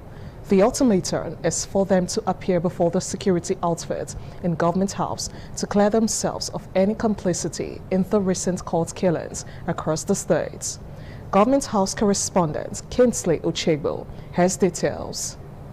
Following recent court killings in some parts of Benin City, a special security squad led by the principal security officer to the Edo State Governor, Saturday Oko, carried out a series of raids which led to the arrest of some suspected cultists at Amagba community in Oredo and Obage community in Ikpoboka local government areas. The Okagele of Obazabon, Innocent Okonze, who is alleged to be a member of the Black House Confraternity, is currently in custody. The squad, after a raid at Amagba community, arrested 2 suspects who confessed to be members of the Black House Confraternity. Spokesperson of the squad, Eribo Enwata, explained that preliminary investigations linked the Okaigeles and 5 others who escaped during the raid to recent court killings. The Okaigele of Obage community, Dada is to report himself to the office of the Special Security Squad. The Okaigele of Ofumegbe is also given 7 days to report himself. The Okaigele of Ama community is also given 7 days to report themselves. The following people have been declared wanted in Edo State: Enayas, Koko, Amani, Sparrow, and Dada. And we are appealing to members of the community, wherever you see these individuals, please call the nearest security operative. Nawata explained that the Okagele of Obazabon community, Innocent Okoze, was arrested after weapons and live ammunition were found in a Highlander Jeep, driven by the community's chief security officer, Mr. Gospower Obaiwana. Secretary of the Special Security Squad, John Izegagbe, reiterated the mandate of Governor Bolo to ensure a court-free state through more arrests and prosecutions as investigations continue. Doing further arrests, and those persons they just mentioned that they are saying they should come for their own good, they should come. Otherwise, they will still face the route of declared wanted. One of the suspects confessed to be an internet fraudster but denied his involvement in the recent killings. I've been member of MPN, sir. Aye. From Benin, Kingsley Uchebu, ITV News. A Southeast traditional ruler has appealed to President Bola Tinubu to release the jailed leader of the proscribed indigenous people of Biafra, IPOB, Nnamdi Kanu, or send him back to Kenya where he was arrested. Warning that his continued incarceration is heightening tensions among youth in the region. The monarch, Eze Ogbunochendo of Ezema, Ola Kingdom in Enugu State, Dr. Lawrence Agboguzu, made the call on Tuesday during the 2026 National Traditional and Religious Leaders Summit on Health held at the State House Conference Center, Abuja. Addressing President Tinubu directly, Dr. Agboguzu said the lingering Kanu matter was undermining efforts to foster national unity and progress.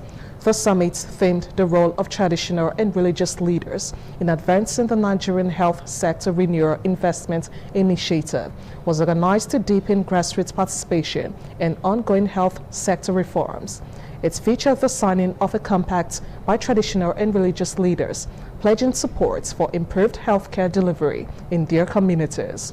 He expressed disappointment that the president was absent during the morning section when the Ooni of Ife delivered opening remarks, urging traditional rulers to promote national unity. He was granted bail in 2017 but fled to the country after a military operation at his Afarauku residence in Abia State. Chief Justice of Nigeria, CJN, Justice Kudirat Kekere-Ekun, was urged by the ECOWAS Community Court of Justice to develop clear procedures that will make its judgment enforceable across the West African sub-region. Justice Kekere-Ekun made the call in Abuja on Tuesday during a meeting with a delegation of judges of the court led by its president, Justice Ricardo Concalves. According to Justice Concalves, nearly 80% of court's judgments remain unenforced, largely due to lack of political will and administrative challenges in member states, stressing that Nigerians' compliance would set a powerful example, encouraging other ECOWAS countries to follow suit. While commending the court for its landmark decisions, particularly on fundamental human rights, Justice Kekere-Ekun noted that although the judiciary plays a role, the responsibility for enforcement rests mainly with the executive arm of government. She therefore advised the court to use its bilateral meeting on the status of judgments to develop a uniform enforcement framework and to consult widely with key stakeholders in reviewing existing guidelines. The Chief Justice also pledged Nigerians' continued support to the ECOWAS Court, especially in the areas of judicial training, through the National Judicial Institute, NJI. Heavyweight political leaders in Cross River State have resolved to mobilize no fewer than 1.5 million votes for President Bola Ahmed Tinubu in the 2027 general elections. The decision was reached on Monday at a high-level stakeholders meeting of the All Progressives Congress, APC, convened by Governor Bassi Otu at the Calabar International Convention Center in Cross River State. In attendance were the immediate past APC National Women Leader and Honorable Minister, Dr. Betta Edu, members of the National Assembly from the state, the Speaker of the House of Assembly, party executives, youth and women groups, and other critical stakeholders. Addressing the gathering, Governor Otto appealed to the President to support the reclamation of Cross River's oil wells and restore its full littoral status. He urged the federal government to rely on verified reservoir coordinates and existing technical reports to validate the state's claim to oil-producing status. The governor also requested the restoration and increase of federal appointments for indigents of the state to enable them benefits more directly from the administration's renewed hope agenda and strengthen grassroots mobilization ahead of the 2027 general elections. The Jigawa State Judiciary says more than 3,000 cases are currently pending at the Magistrates Court, highlighting growing pressure on the justice system, despite efforts to speed up case disposal across the state.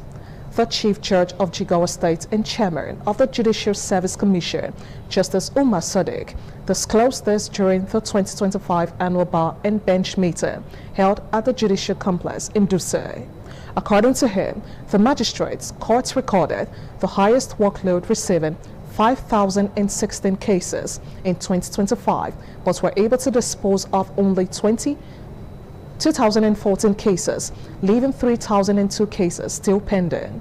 The Chief Judge also revealed that the lower Sharia courts handled the largest volume of cases, receiving 23,877 cases, out of which 20,044 cases were successfully resolved, while 3,833 cases remain pending.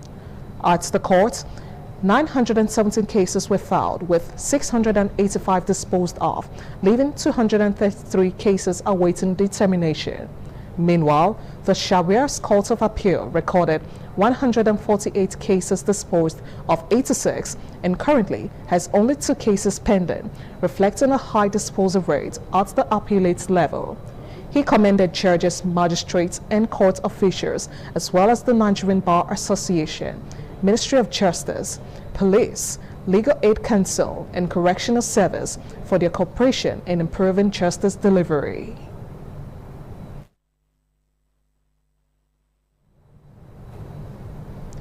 You're still on to the news update on Independent Television. More stories coming shortly.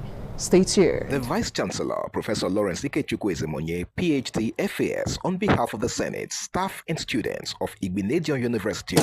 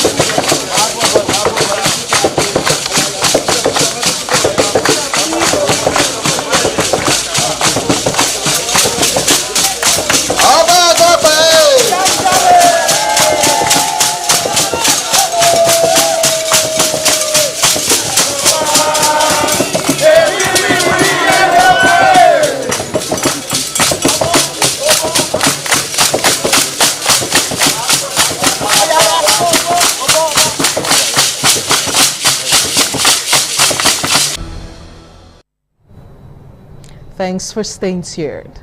The National Identity Management Commission, NIMC, has announced it will stop accepting paper-based correspondence within 30 days, marking one of the most definitive moves yet by the federal agency to enforce a fully digital operating model.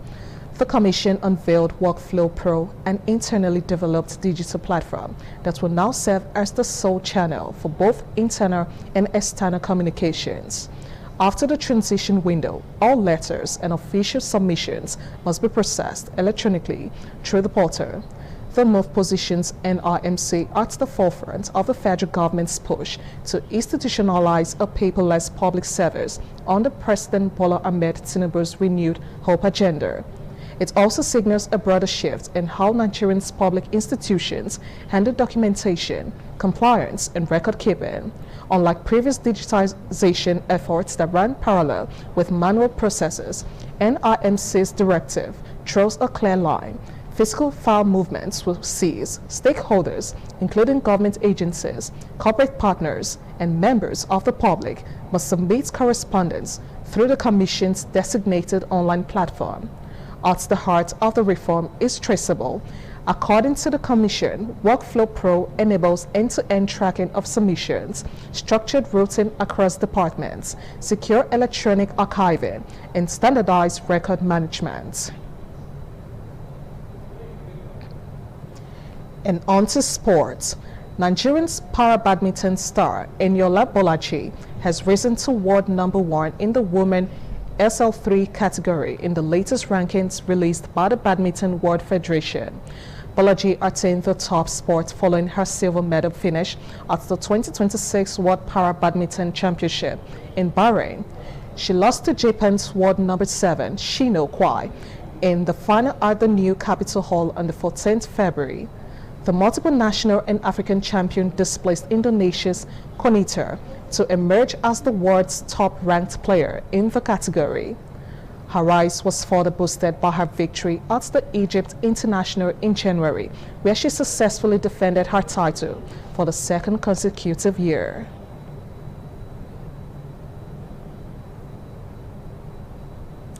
This is where we call it a wrap on the news update on Independent Television.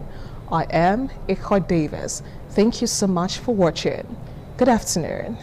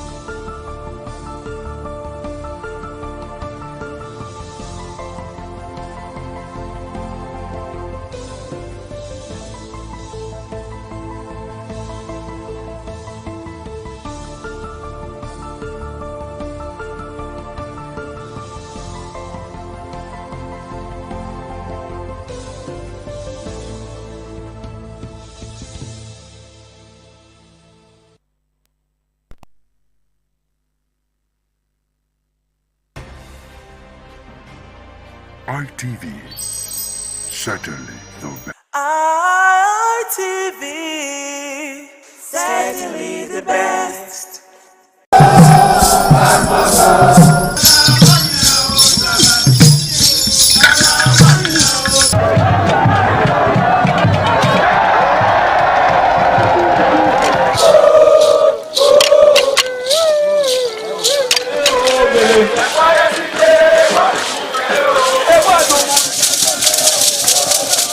This is Aqua Game, a popular game in Africa played by our ancestors to entertain themselves after each day of farming.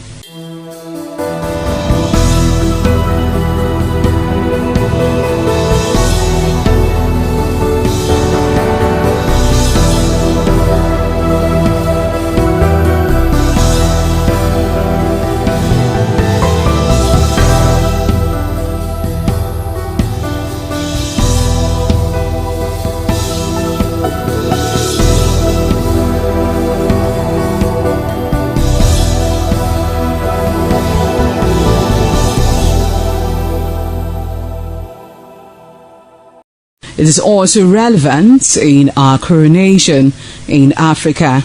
It is a sport and indeed very interesting, as every seed had a role in the game.